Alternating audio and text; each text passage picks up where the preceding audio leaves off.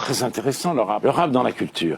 Alors qu'on nous bassine, mais tous les jours, avec la culture du viol, alors qu'on nous explique que la culture du viol, c'est Mazan, et que, puisque à Mazan, c'était des hommes ordinaires, tous les hommes ordinaires devraient avoir honte, parce que c'est eux qui ont fait ça.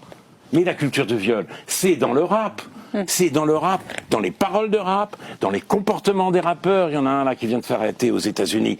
C'est la culture du viol, une virilité phallique absolument effrayante, mais on n'y touche pas. Parce que c'est la minorité, c'est les diversités. Bon alors, force est de constater que ce bon vieux Finkielkraut a pas tort sur le coup. Que les hommes soient bien en dehors et mauvais dans le rap, je suis pas sûr. Je pense qu'il y a des porcs de partout et des tarés de partout. Toujours est-il que dans le rap, il a pas tort. Je crois que les dernières accusations qu'il y a depuis quelques années montrent cette réalité-là. Alors après, là, il parle de minorités. Il dit qu'il faut pas taper sur les minorités. Bon, en l'occurrence, ça a quand même plus l'air d'être des blancs qu'on s'est soucié au niveau des viols. On citera pas les noms, mais on sait très bien de qui on parle. C'est une réalité. En fait, je pense que c'est propre à tout homme de pouvoir. C'était des gens qui étaient éclatés dans leur vie, qui avaient rien, qui ont accumulé une frustration pendant des années et qui ont fini par avoir un succès et qui en ont profité lâchement et salement. Est-ce que c'est lié au rap? J'en sais rien. Moi, je pense que c'est lié au succès avant tout et à la perversion de l'homme. Fort heureusement, nous avons